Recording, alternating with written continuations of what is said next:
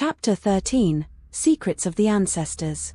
The interior of the hut was cluttered but cozy, filled with books, jars of herbs, and strange artifacts. Cunnel gestured for Adanna and Amora to sit at a wooden table while he busied himself at a bubbling cauldron. "You're lucky to be alive," Cunnel said, his back to them. "Few escape the sanctum once they've been taken."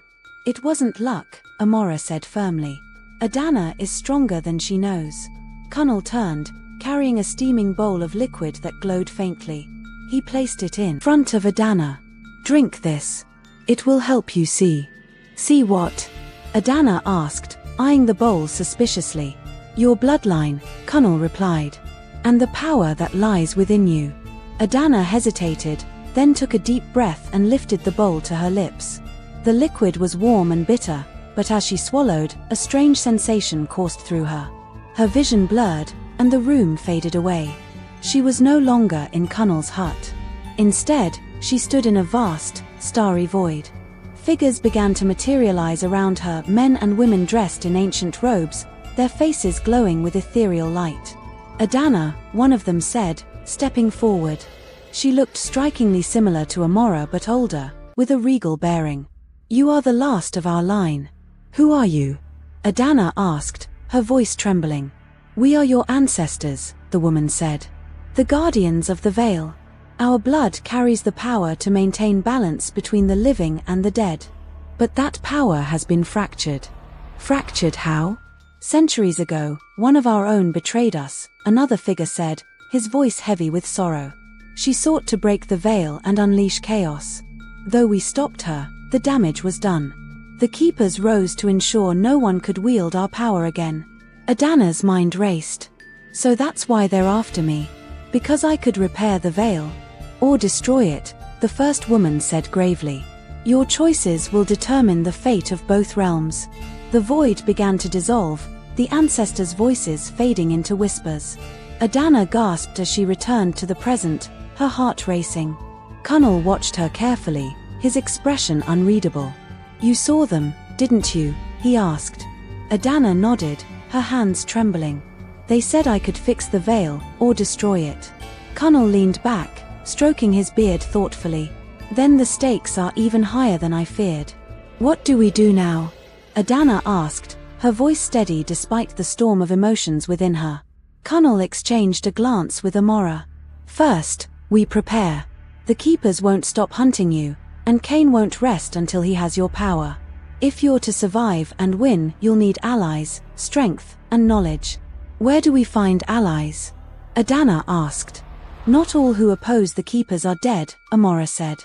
"There are others like Cunnel, hidden across the world. Together, we might stand a chance." Cunnel nodded. "But be warned, some will not welcome you. Fear of your bloodline runs deep. Convincing them will not be easy." Adanna clenched her fists, her resolve hardening. "Then we'll make them see. I won't let the keepers win." Amora smiled faintly, pride glimmering in her eyes. "Good. The fight begins now." Chapter 14, The Gathering Storm. The journey began at dawn, the forest shrouded in mist as Adanna, Amora, and Cunnel set out to find those who might stand against the keepers. Cunnel led the way, his staff glowing faintly with runes, while Amora scouted ahead, her ethereal form slipping in and out of view. Adanna followed close behind, her heart heavy with the weight of what lay ahead. "Where are we going first?" Adanna asked, breaking the silence. "To the elders of Irua," Cunnel replied. "They are the last remnants of the old guardians. If anyone can guide us, it's them. But will they help us?" Cunnel hesitated, his gaze fixed on the horizon. "They are wary. The bloodline's power has brought destruction before. Convincing them won't be easy." The path to Irua. The road to Irua was treacherous, winding through jagged cliffs and deep ravines. Along the way, Adanna's newfound powers began to manifest more unpredictably. Frost would creep along her hands when she felt nervous, and the air grew colder in her presence when she grew angry. "You must learn control," Cunnel said after an incident where Adanna had accidentally frozen a patch of the trail, nearly sending them sliding into a ravine. "Your power responds to your emotions. Discipline is key." Amora nodded in agreement. The keepers will exploit any weakness they find. If you lose control in battle, it could cost you everything. Adanna sighed, frustrated but determined. How do I control something I don't fully understand?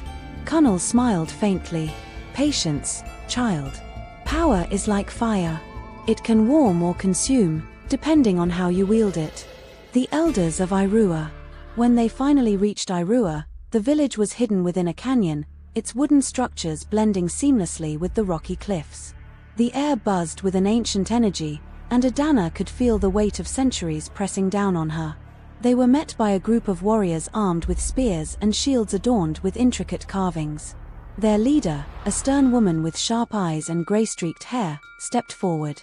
"Kunnal," she said, her voice laced with suspicion. "You return after all these years, and you bring her."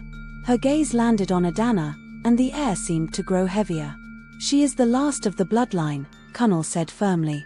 "And the keepers are hunting her. We need your help." The woman's expression darkened. "The bloodline brought ruin to our people once before. Why should we trust her now?" Adanna stepped forward, her voice steady despite the tension. "I understand your fear, but I didn't choose this power. I'm trying to stop the keepers, not destroy the veil. If you help us, I can learn to control it to protect both realms." The woman studied Adanna for a long moment before nodding slowly. "You'll have to prove yourself. The elders will decide." The trial of ancestors. That night, Adanna stood before a circle of elders, their faces illuminated by the flickering light of a ceremonial fire. The leader of the warriors, introduced as Elder Zara, spoke first. "To carry the bloodline is to carry both power and destruction," she said. "Before we pledge our support, we must know where your loyalties lie. Are you prepared to face the truth of who you are?" Adanna swallowed hard but nodded. "I am." The elders chanted in unison, their voices weaving a melody that seemed to vibrate in Adanna's very bones. The flames rose higher, and the world around her dissolved. Adanna found herself in a dark expanse, similar to the vision she'd experienced in Kunnal's hut. This time, the ancestors were not welcoming. Their forms were shadowed, and their voices echoed with accusation. "You think you can restore balance?" one of them demanded. "What makes you any different from the one who betrayed us?" Adanna's chest tightened. "I don't want to destroy the veil. I want to protect it, to make things right." Another ancestor stepped forward, their face obscured. "Words mean nothing. Show us your resolve." Suddenly, Adanna was surrounded by shifting shadows, wraiths like those in the sanctum. Their clawed hands reached for her, and panic surged through her. But then she heard Amora's voice, faint but steady. "Trust yourself, Adanna. You are stronger than your fear." Adanna steadied her breathing, focusing on the cold within her. Frost began to swirl around her, forming a barrier against the wraiths. She pushed forward, her power surging, and the shadows dissolved into mist.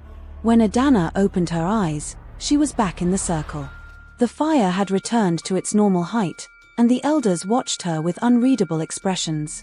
Elder Zara finally spoke. "You have faced your fear and proven your intent. The people of Irua will stand with you."